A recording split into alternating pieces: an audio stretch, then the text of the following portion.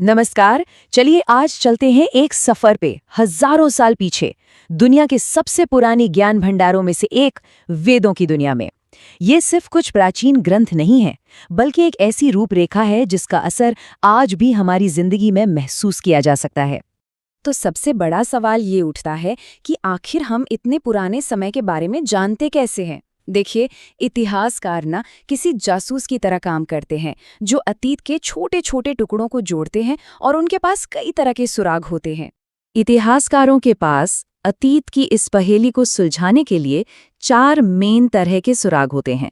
लेकिन आज हम सबसे पुराने और शायद सबसे ज्यादा प्रभावशाली सुराग पर फोकस करेंगे, प्राचीन भारत के पवित्र ग्रंथ।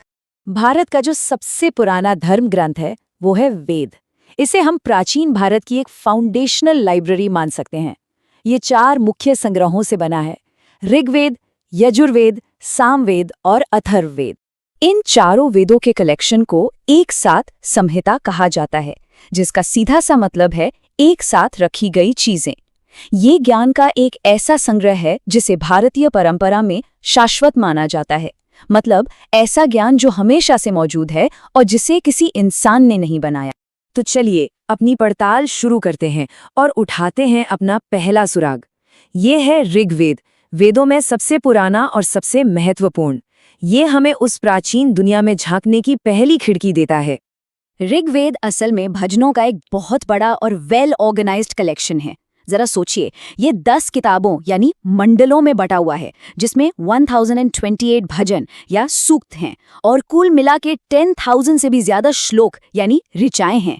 ये भजन सिर्फ देवताओं की तारीफ नहीं करते, बल्कि उस जमाने के आर्यों के पॉलिटिकल सिस्टम और इतिहास की भी एक झलक दिखाते हैं। ऋग्वेद हमें उस समय के सोशल स्ट्रक्चर के बारे में भी पहले सुराग देता है। इसके 10वें मंडल के मशहूर पुरुष सूक्त में पहली बार 4 वर्णों का जिक्र आता है: ब्राह्मण, क्षत्रिय, वैश्य और शूद्र। इसमें यह बताया गया है कि इनकी उत्पत्ति आदि पुरुष ब्रह्मा के शरीर के अलग अलग अंगों से हुई है। चलिए अब अपने अगले सुरागों की तरफ बढ़ते हैं।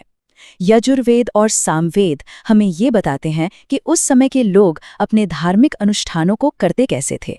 यजुर्वेद और सामवेद को समझना बहुत आसान है। यजुर्वेद एक हाउ टू मैनुअल की तरह है, जिसमें यज्ञ और बलि के नियम प्रोज में दिए गए हैं।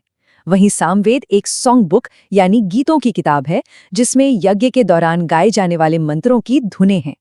असल में सामवेद को भारतीय संगीत का जनक भी कहा जाता है। चौथा वेद अथर्ववेद हमें उस समय के लोगों की रोजमर्रा की जिंदगी, उनकी उम्मीदों और उनके डर के बारे में एक बड़ी अनोखी और गहरी जानकारी देता है। अथर्ववेद, जिसे अथर्वा ऋषि ने रचा था, वो उस समय की जिंदगी का एक तरह का एनसाइक्लोपीडिया है। इसमें लगभग हर विषय पर मंत्र मिल जाते हैं। घर कैसे बनाना है, बीमारियों का इलाज कैसे करना है, व्यापार, शादी, राजा का चुनाव और यहाँ तक कि जादू टोने पर भी। इसका पृथ्वी सूक्त तो राष्ट्रीय भावना का एक शानदार उदाहरण माना जाता है। लेकिन कहानी वेदों पर खत्म नहीं होती। वो तो बस एक शुरुआत थे, व्याख्या और दार्शनिक खोज की एक लंबी परंपरा की शुरुआत। इन मूल संहिताओं को समझने और समझाने के लिए कई और ग्रंथ लिखे गए। वैदिक साहित्य का विकास परतों में हुआ। सबसे पहले संहिता आई, जो मूल मंत्र हैं। फिर ब्राह्मण ग्रंथ आए, जो गद्य में इन मंत्रों और यज्ञों की व्याख्या करते हैं। इसके बाद आरण्यक आए, जो जंगल में रहने वाले ऋषियों के लिए थे और दर्शन पर ध्यान केंद्रित करते थे। और आखिर में उपनिषद आए, जिनमें आत्मा और ब्रह्म जैसे गहरे दार्शनिक विषयों पर चर्चा की गई है।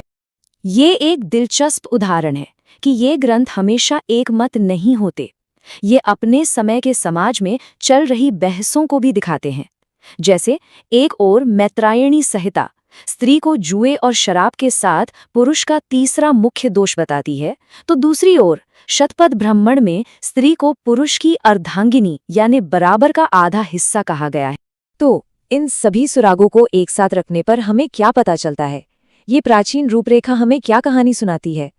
ये सभी वेद और उनसे जुड़े ग्रंथ मिलकर एक ऐसी रूपरेखा तैयार करते हैं जिसने हजारों सालों तक भारतीय उपमहाद्वीप के धर्म, दर्शन और सामाजिक सोच की नींव रखी। ये एक सांस्कृतिक और बौद्धिक विरासत है। इन ग्रंथों ने एक पूरे उपमहाद्वीप को आकार दिया। तो सोचने वाली बात यह है कि इस प्राचीन रूपरेखा की कौन सी गूंज आज भी हमारे समाज, हमारी परंपराओं और हमारी